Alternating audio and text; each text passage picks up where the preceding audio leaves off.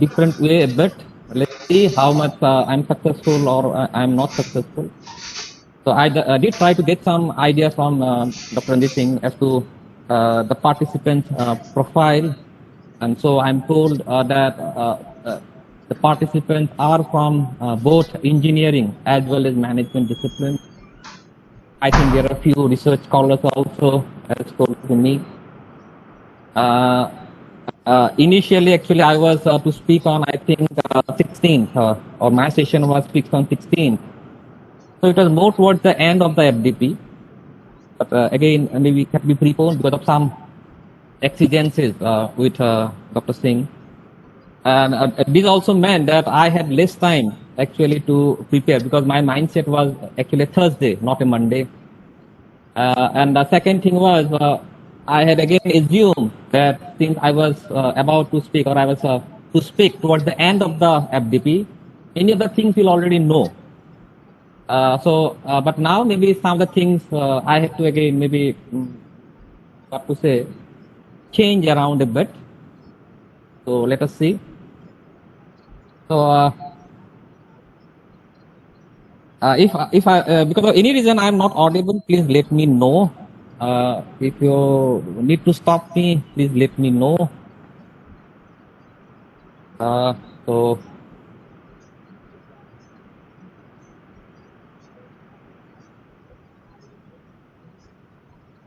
just starting my slide.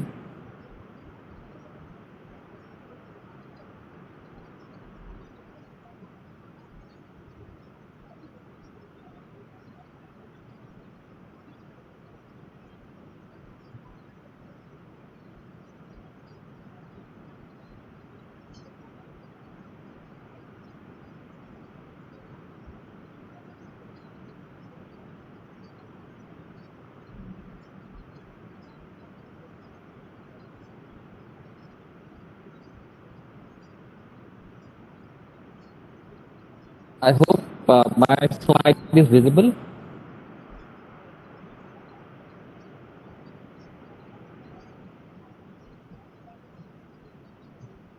My slide visible?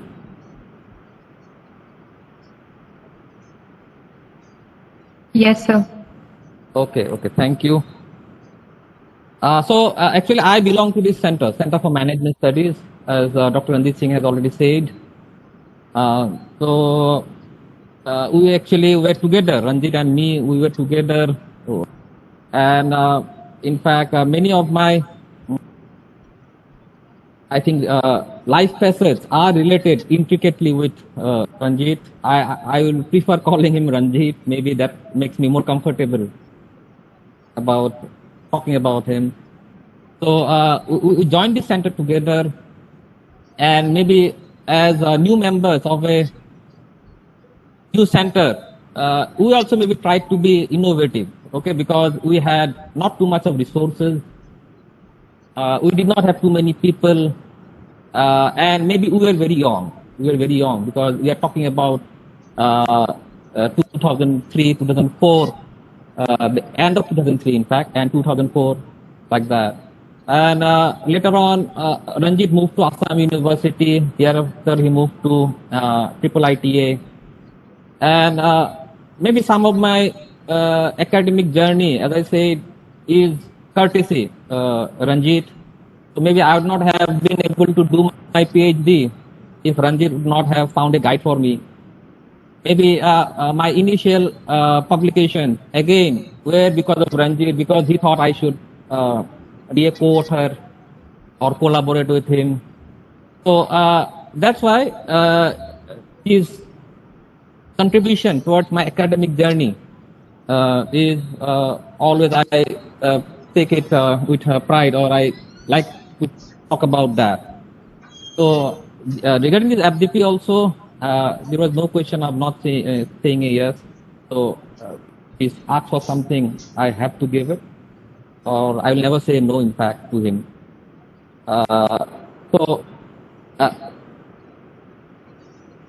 We basically, as I said, we started in 2002, we started operations in 2003, and these are the programs we offer: MBA full-time, MBA part-time, MTTM, that's a tourism program. We have an undergraduate program, BBA, And of course, we also have the research program. And even though we do not exactly have a course in innovation, but I think in any management program now, you talk a lot about innovation because that is what we expect students to be. It's not only about maybe creating something new, but also thinking new, because the thinking part is so important when we talk about innovation. Maybe many of the projects our students carry out, there is a touch of innovation. So somewhere we do have a link with innovation all the time. And I, being from a systems background, I looking after IT. So technology innovation, as you know, that is one of the most dynamic fields. Every day technology is changing. It is being innovated in a big way, and there is no end to that. So we are related. Now, before I actually start this session, may I request all of you that there is actually a questionnaire. You can access this questionnaire using this link, bit.ly/FDP_innovation. I just request you to, if it's not difficult for you to maybe get connected to one, and fill up this questionnaire. It should take you no more than 10 minutes. Link on the chat. And yeah, bit.ly/FDP_INNOVATION innovation. bit.ly/FDP_innovation. So I would request you to just fill up. As I said, should not take you more than 10 minutes. And I plan to use some of the insights I get from you to maybe drive this session. Okay, because maybe that would be more beneficial to you. It will also give me an idea as to how much maybe you are doing on innovation, how much you understand innovation, and maybe what you can do about innovation. Because management of innovation is all about, first of all, understanding innovation and taking a stock of what is being done, and of course, what can be done. So those are the three important things I would also maybe like to discuss. So I give you 10 minutes. Maybe this will also give you some more time to get out of that maybe lunch inertia.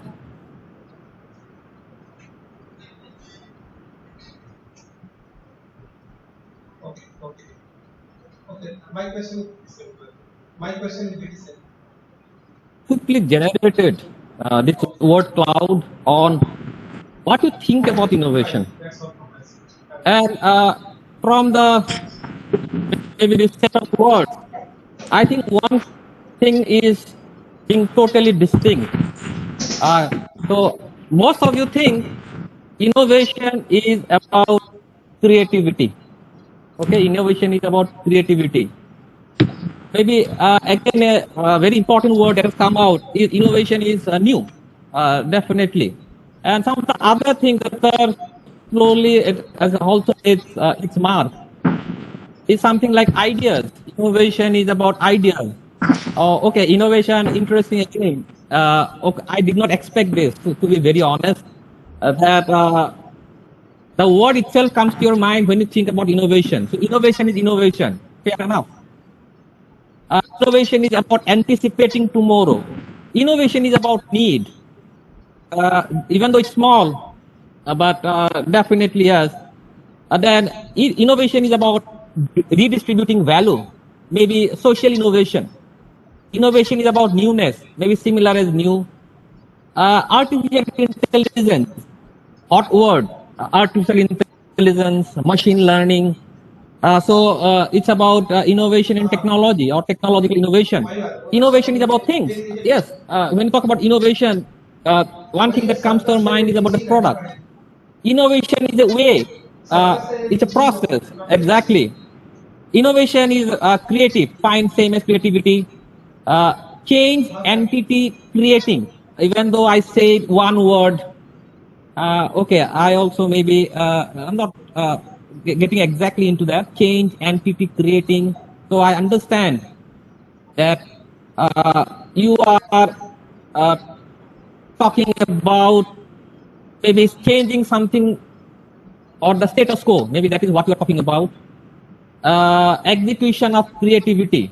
So we had a whole set of words. Remember, this is only from around 30 odd participants, I think 32. And it was expected somewhere that maybe one word that comes to innovation is creativity. Even in the morning session, respected registrar ma'am, she talked about maybe creativity. But since he also said that, but it is still different from innovation. Now the question is, if you think it's about creativity, can creativity be managed?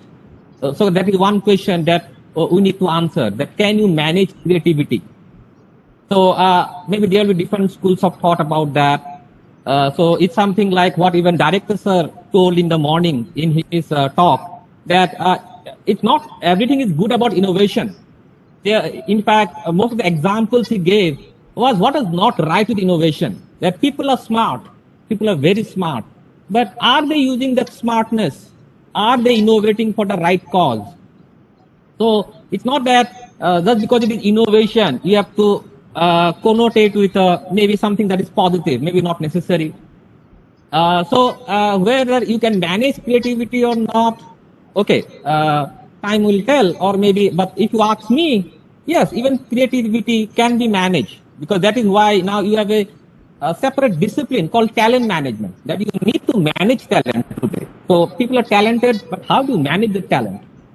So definitely, I think somewhere creativity can be also managed. Anyway, so this is just from you, what you said.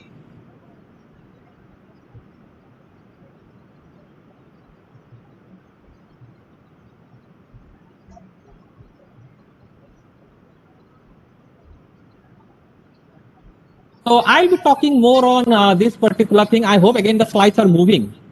So if the slides are not moving, please let me know. You can see the slide? Yes, sir, I can see. Yeah, okay. So I'm now, this slide is on managing innovation. So this is the topic that has been given to me. Okay, so basically I'll be talking about policies.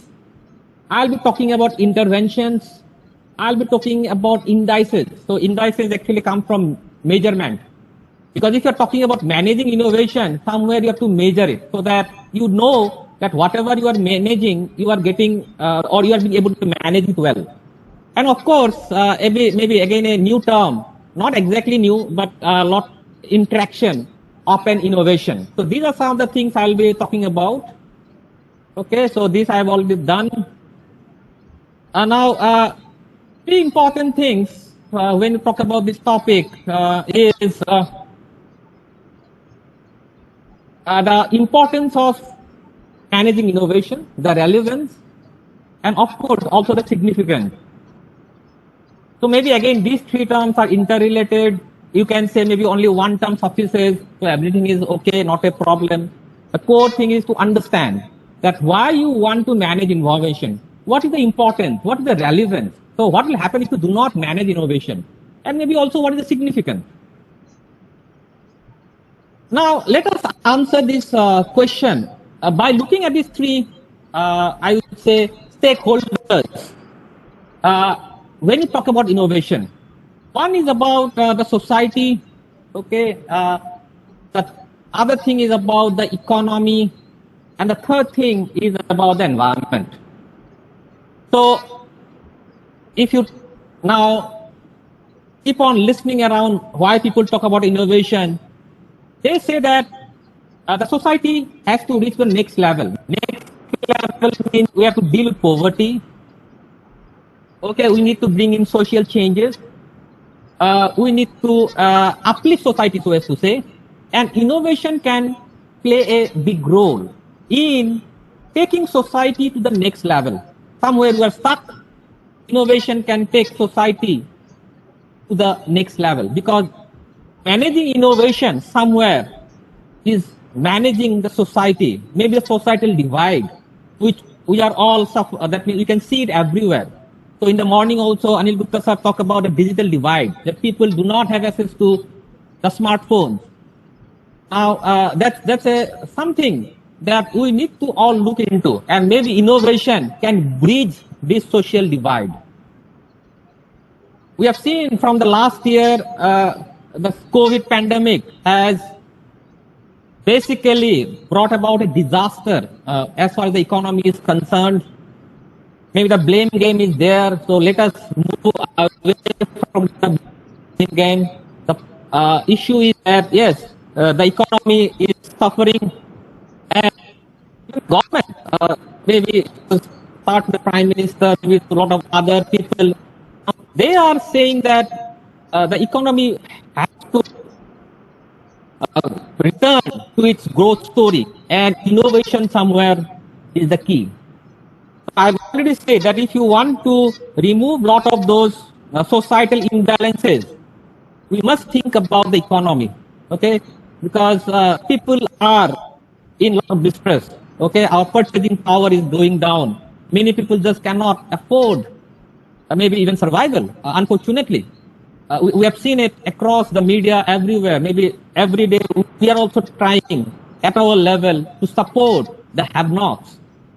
And maybe the innovation is the key to again manage this economy. And the third thing, which I think is important, okay, so that is why I included it, maybe in this triad of society, economy, and environment. Maybe somewhere I'm an activist. I'm an activist as far as the environment is concerned. I'm deeply concerned with conservation. And maybe for me, anything, whether it's the society, it's the economy, somehow we cannot ignore the environment. So any discussion on anything has to be inclusive of environment. Okay, it is very important that environment is included.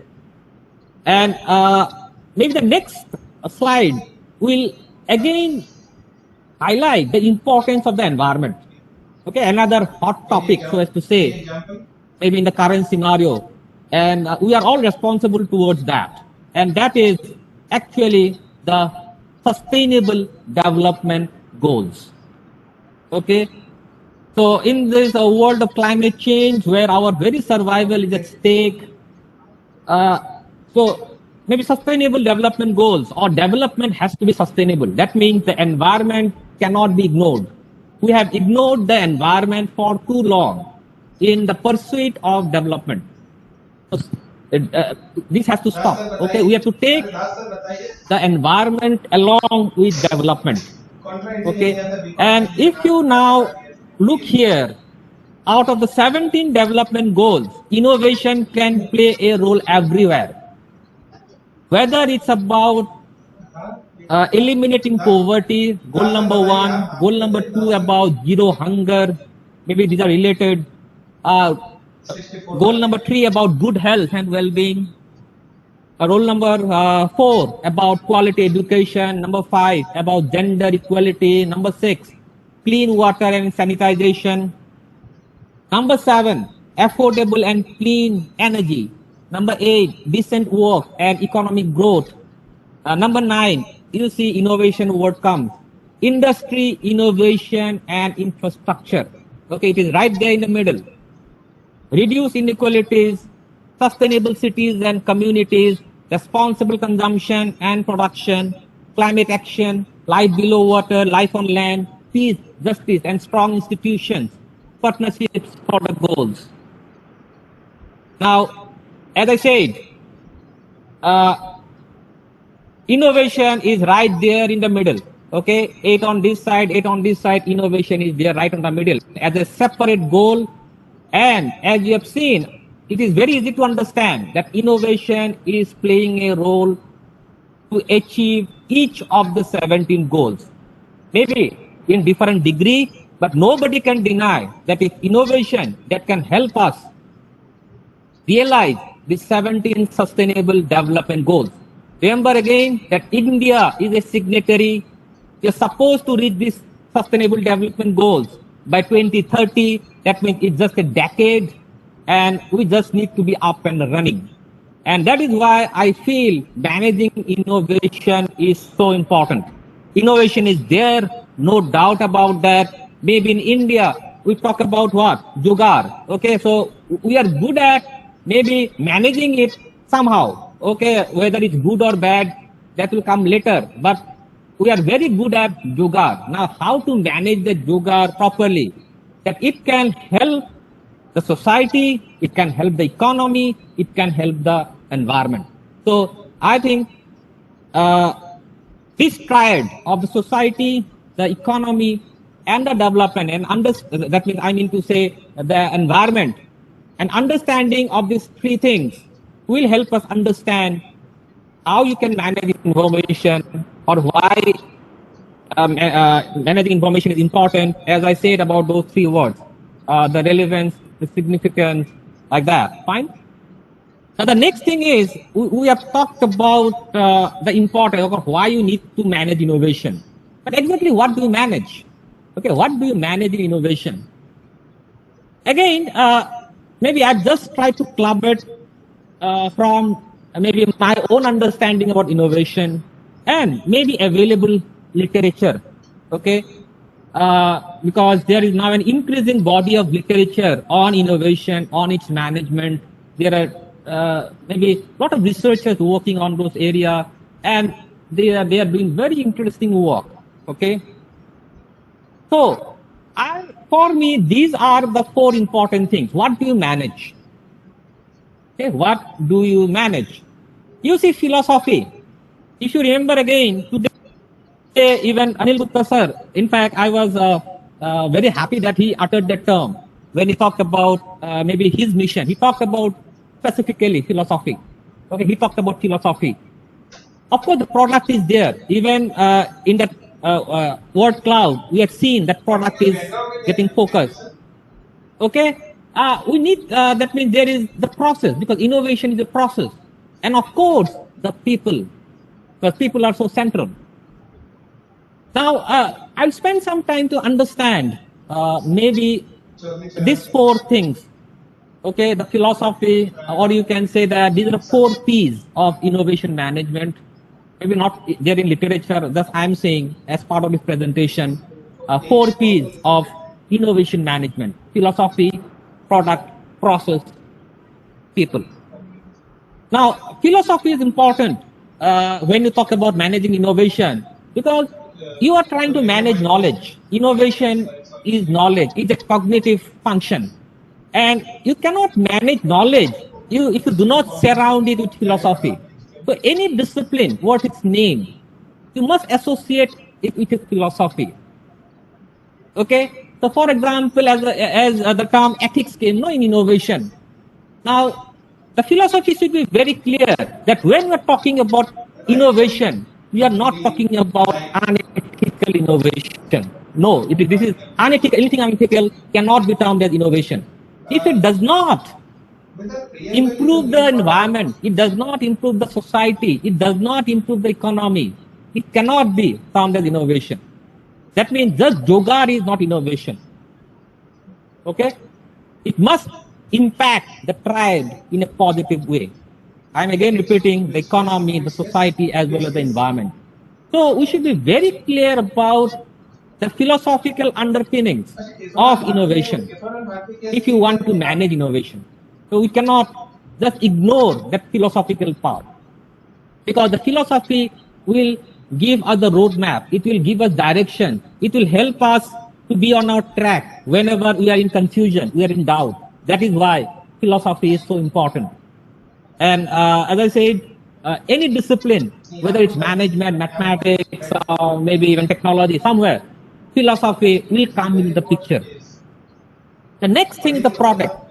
Okay, of course, when we say we are talking about a product, we're also talking about maybe service also, because service also I'm saying it's a product, so that we could just make it 4 P's. Fine, so I'm just using the product, but I also mean services. Services are important, maybe especially in the context of India, because India is a service-led economy. So if you talk about improving the economy of the country, attention must be there on innovation in services. Okay, so that is why services cannot be excluded, or that is part of when I'm talking about product. Turn down the judgment. Now, And earlier I have to manage the product, I have to manage the innovation. So what are you managing that service or that product when you are talking about managing innovation? Because lots of other things will come to the picture now. For example, intellectual property. Because when you talk about managing innovation, you have to manage the intellectual property surrounding that product or that service. Okay? You have to talk about product quality somewhere, service quality. Because somewhere there are a lot of examples, very innovative product, very good, maybe it has a lot of potential. But unfortunately, the problem is maybe not much focus on the quality. And maybe that is again why the industry is so important in tapping innovation. So what the National Innovation Foundation is doing is they are taking the innovation. But innovation still do not market. Industry has to take that innovation, improve the quality, and then release it to the market. Then it will flourish. Otherwise, it will not flourish. So the product quality is so important. The service quality is so important. So all these things are again what you need to understand in terms of managing innovation. Product is very important, or your understanding of the product is very important. The third thing is the process. Again, why somewhere innovation is a process. Okay, we'll look into that why it's a process, or actually why whatever. In fact, there are a lot of models which will try to explain this innovation as a process. There will be distinct phases, steps. Okay, the idea generation, then idea refinement, like this. So a lot of things are there. So it's also a process. So every step in that innovation process has to be managed well. Okay, you can use technology to manage the process, because managing the process will also, or for that matter, as you know, that you can, if you can improve the process quality, the product quality will improve. So these are interrelated. So I improve the process quality, the product quality also becomes important. Or I can find defects in the process, it will have an impact on the product or the service quality. And the fourth thing, the fourth P, people. Okay, so people are central. And in fact, out of these four P's, the most difficult is managing people. So why is managing innovation so difficult? Because managing people is difficult. In fact, you can have a lot of control over the other things, maybe process, philosophy, product, but people are so difficult to manage. Okay, but people, without people, there cannot be any innovation. Okay, because people are related to product, people are related to process, people are related to the philosophy. And in fact, the entire discipline of management, maybe it made its appearance only because people had to be managed. If you look at the history of management, so you,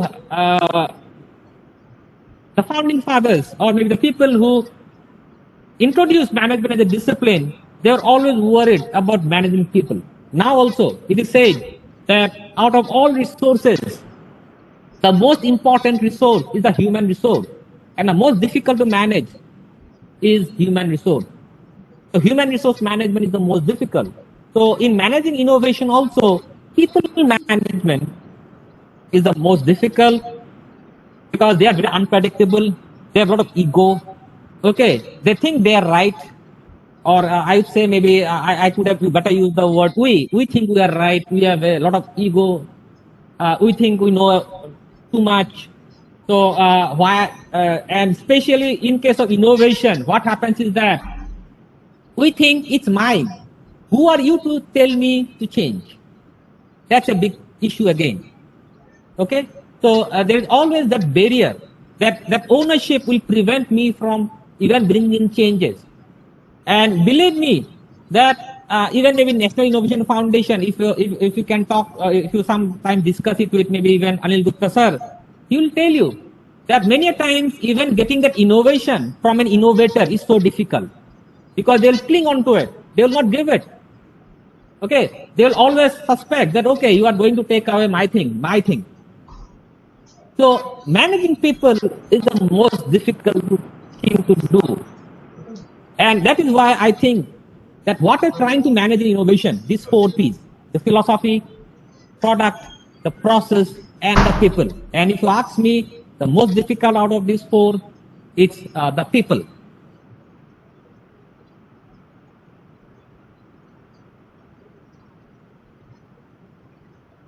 Okay.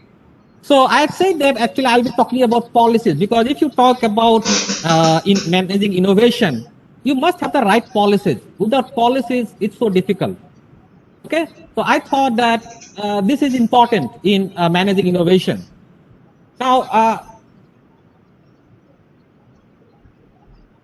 okay, I think we are getting some is on the chat box. I am not going to. Okay, I think some has to leave. Okay, not an issue at all. Not an issue at all. Okay, fine. I understand the limitations.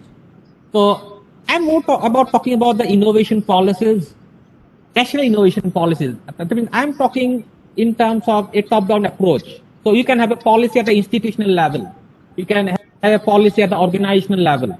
But what I think is more important is the national innovation policies, because they again give the direction. So why innovation has now kick-started in many institutions? Because the government is very serious about innovation as a policy. It's a government policy now. So the institutions, the organization will follow suit. So that is why I think national innovation policies are the most important among all policies. Now, when you talk about national innovation policies, remember I have not exactly gone through what is there or maybe in the policy framework of India. But these are some of the things that should be there. If they are not there, they should be included. And if they are there, good enough. Now, the first important thing is creation of government agencies, councils, and organizations specifically responsible for innovation. And this we have already seen. Okay, this we have already seen. And especially in India, this is already there. Okay, so now we have dedicated government agencies, there are councils, and there are even organizations specifically responsible for innovation. And even at organizational level, and even at now institutional level. Okay, so even in our university, we have a Center for Technology Incubation and Innovation. Okay, so I think today all engineering colleges, all management institutes have those kind of centers in their respective organizations. So this is very important. The second thing is about implementation of strong and innovative tax measures, such as more generous R&D tax credits, investment incentives, collaborative tax credits. So what is meant by this is that if you are doing R&D, give some tax benefits. If you are doing innovation, give investment incentives. Or if you are doing a lot of collaboration with the ultimate goal of having innovation, you can even give collaborative tax credit. But you need to have a, that means especially for this business organization, you need to give them something to get interested in innovation, R&D, and all those kind of things. And a good way of doing that is what? Having innovative tax measures and also implementing them. The third one is improve regulatory environment in support of innovation. You see, for example, a patent regime. Okay, so people should come forward to patent. Okay, or there should not be a lot of debt capacity in maybe filing your patent. There should be help. So the regulatory environment is very important. Now, many national governments have single window clearance for innovative and R&D products and all those kind of things. So this regulatory environment is very important, which supports innovation at a national level. The next one is about taking initiatives to leverage open data. Now, why specifically we have talked about open data is because innovation is also data intensive. You need a lot of data. And fortunately, again, there is a lot of data available which can be looked into to not only explore where you can innovate. So again, I'm going back to the morning session, that this COVID pandemic has generated a lot of data. Now, this data can help us understand where are the gaps, where we can innovate. As it was said, that people do not have access. Okay, I hope I'm audible. I think some has said. I'm audible still? Yes, sir. Okay. I think I got the message that they are not hearing. Anyway, so I'm sorry that maybe you were unable to hear. Anyway, so I'm saying that we need to just go into this data, try to do some analysis, and it is a platform, as it is said out here, for innovation. We have to leverage open availability of data. The next two are about what ensuring robust IP rights. I'd already talked about the patent regime, but beyond that, even I talked about the product, okay, because you have to protect your innovation, okay. So maybe these are some of the reasons why an effective and IP regime is so important, and it has to be enforced.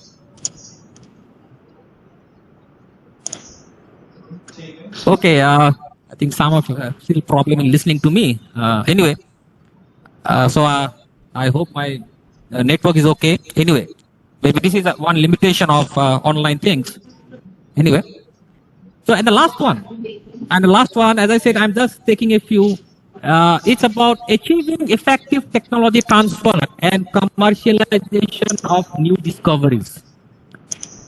Now, as I said earlier, that especially in a country like India, innovation you'll see everywhere, every nook and corner of the country. But they're very raw. They do not have commercial aspects. Okay, maybe the idea is excellent, maybe the technology is still not refined, maybe the quality is suspect, and who can help? Industry can help. And that is why the policy should encourage effective technology transfer and commercialization of the discovery, which not only benefits the innovators, it also benefits this business organization, because they have a ready-made product, and it actually satisfies all the requirements of a product, because there is a need. That is why the innovation was done. Okay, the R&D, that means the product is in a implementation stage. The only thing that needs to be done is marketing and improving the quality by investment. And business organizations are good at that. Okay, so this is very important. The 6th point, achieving effective technology transfer and commercialization of new discoveries.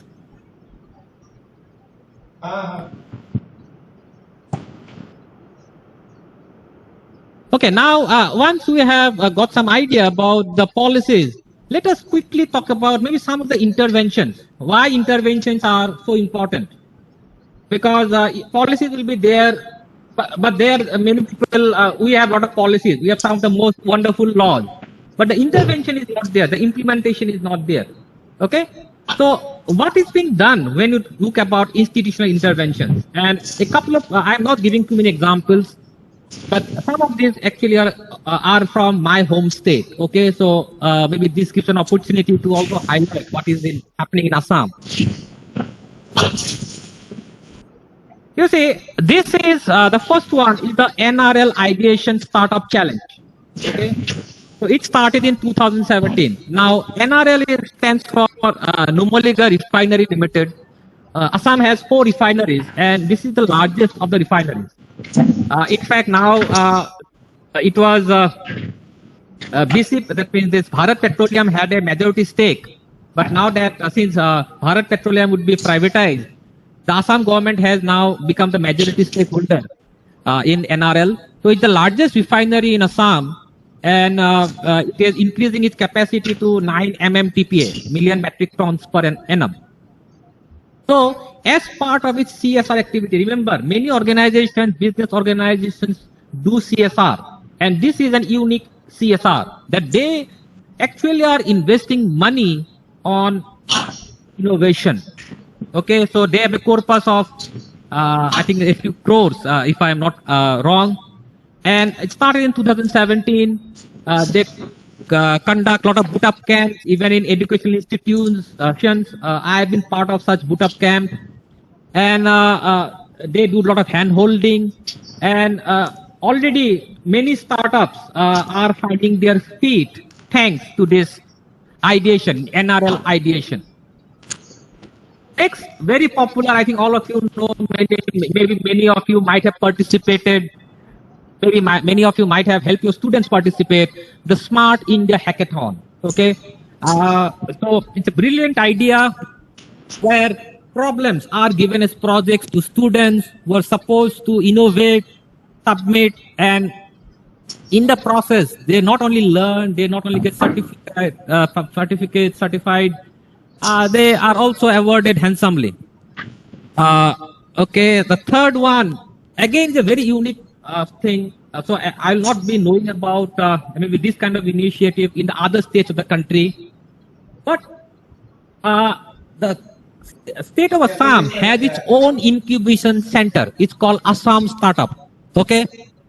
So the government of Assam has its own incubation center, Assam Startup, which is running in collaboration with IIM Calcutta.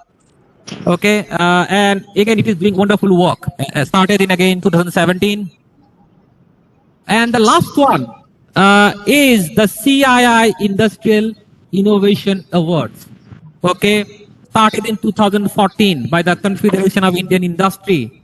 So they are trying to recognize innovative organizations in the country. Okay.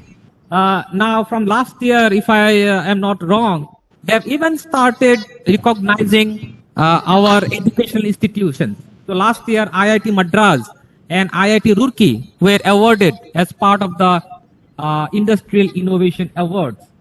Now you see, if you look at these four examples, they are trying to do different things.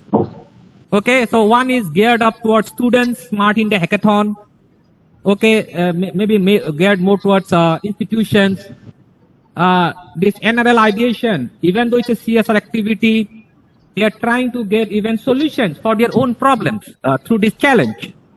The Assam Startup is trying to give institutional support to startups, and the awards are again we are recognizing the effort of the industry.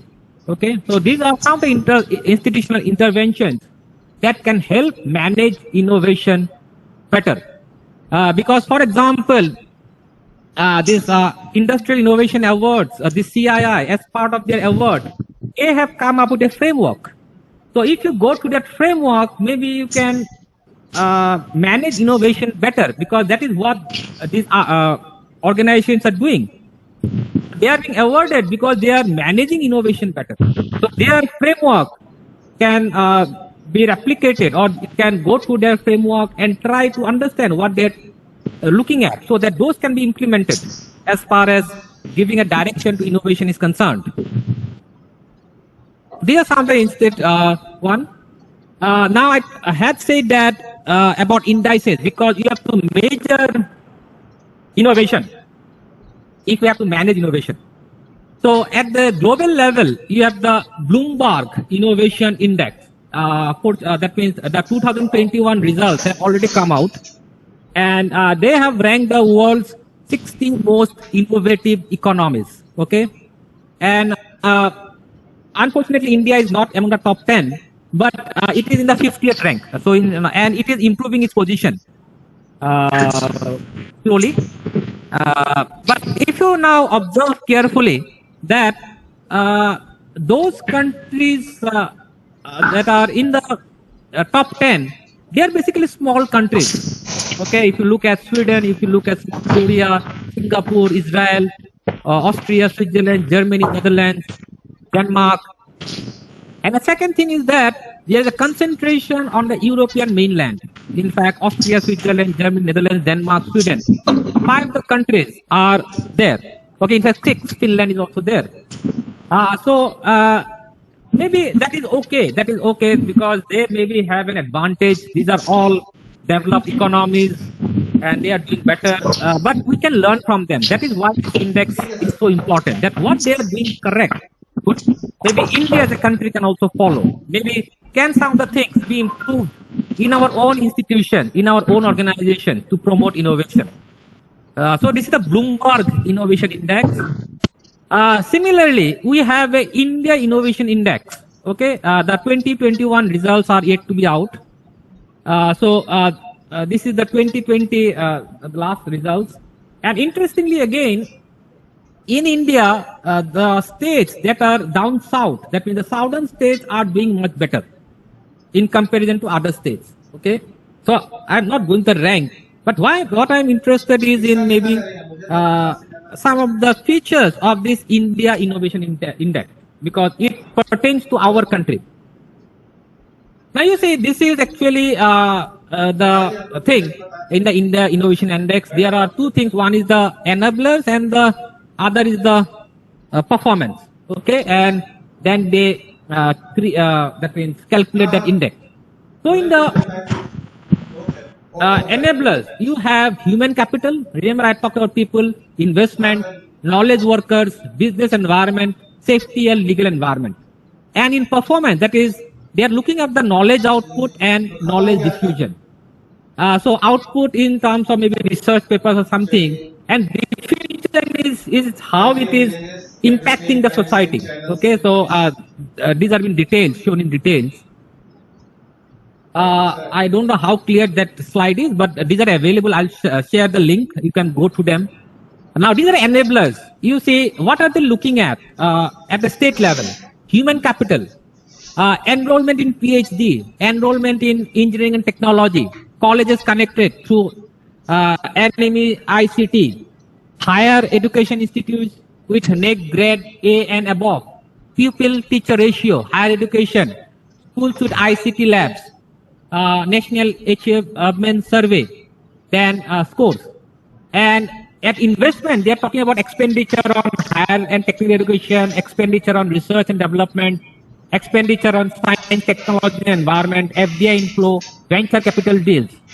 As far as knowledge workers are concerned, knowledge intensive employment, NGOs involved in knowledge intensive areas, private R&D units, state funded R&D units. In the case of business environment, ease of doing business, ranking, online service transactions, internet subscribers, incubator centers, common facility centers, cluster strength, and in safety and legal environment, information technology, intellectual property related acts, cybercrime, police stations, pendency of court cases, and the output. So what they are looking at, knowledge output and knowledge diffusion. In terms of knowledge output, grassroots innovations, patent applications file, trademark applications file, presence of startups, industrial design applications file, new business registered publications.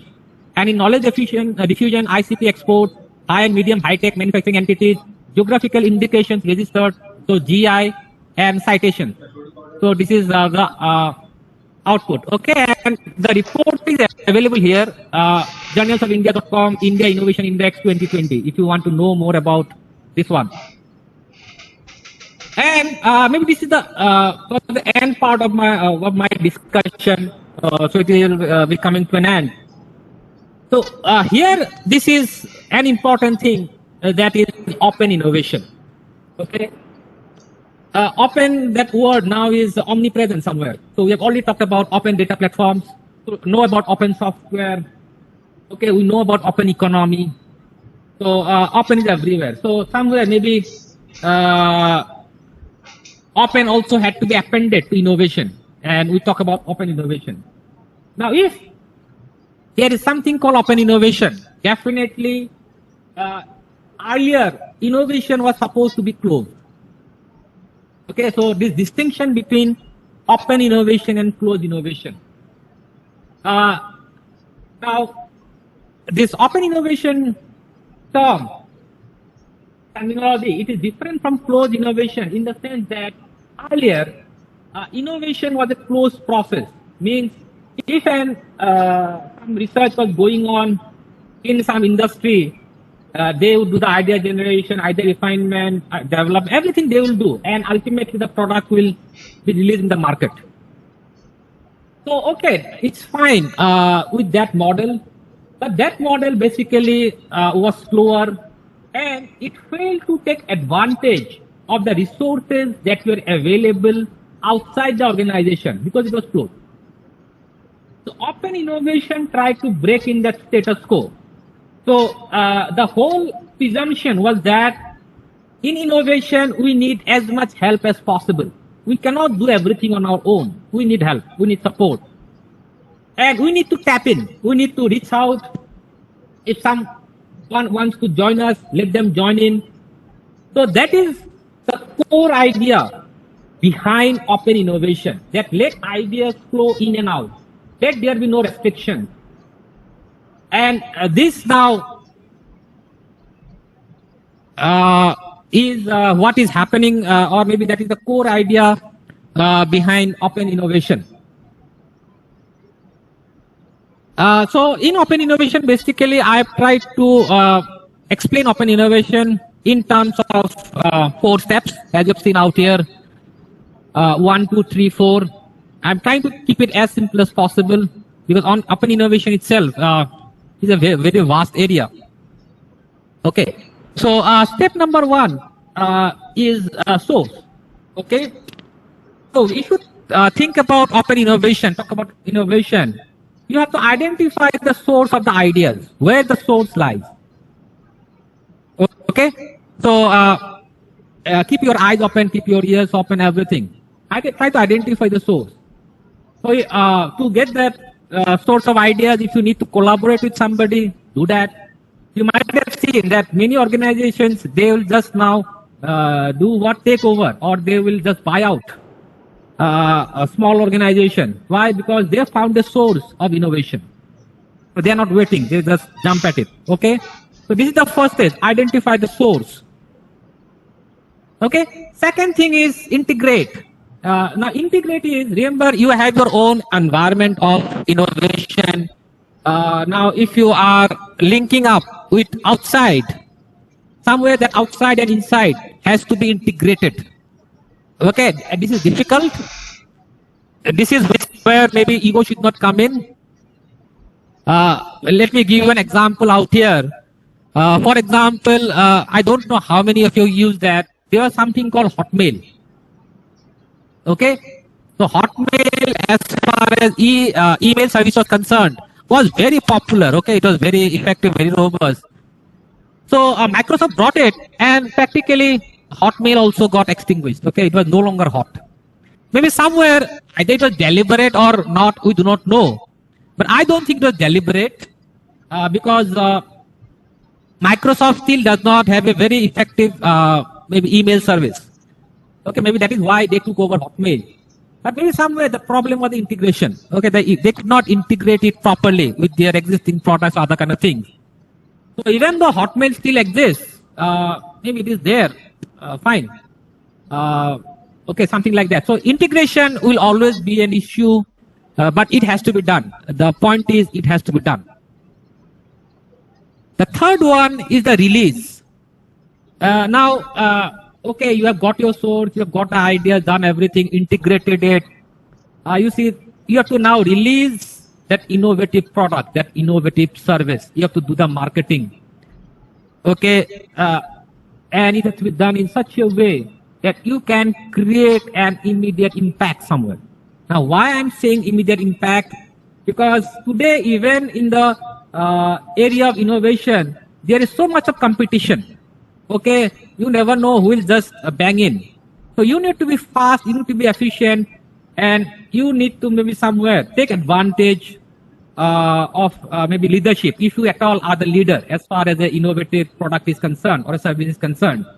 If you are not the leader in a particular category, you have to again maybe scale up fast as possible, try to compete, and maybe there are a lot of case studies also which will help you understand maybe how quickly you can capture the market, okay, for your product or for your services. And the last one is improve. Okay, so it is SIRI, Siri. So Siri should be familiar with you. The bot in your Apple phones. Okay, right, Siri. So improve means, you see, innovation is a continuous process again. Okay, you just do not stop when you talk about innovation. Okay, so you have to keep on improving. Maybe and improvement you can see in other steps also. Maybe you can improve your scouting of the sources. You can better improve, and maybe you can do your release better. But the bottom line is that improvement has to be there all the time. Okay.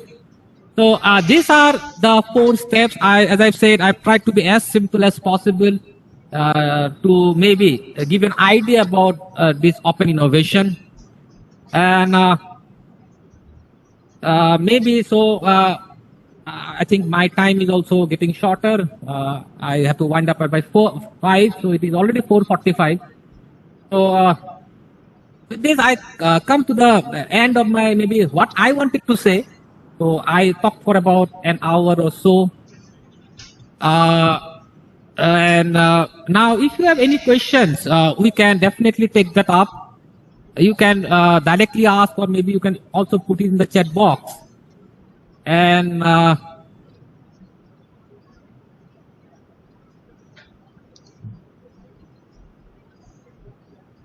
fine.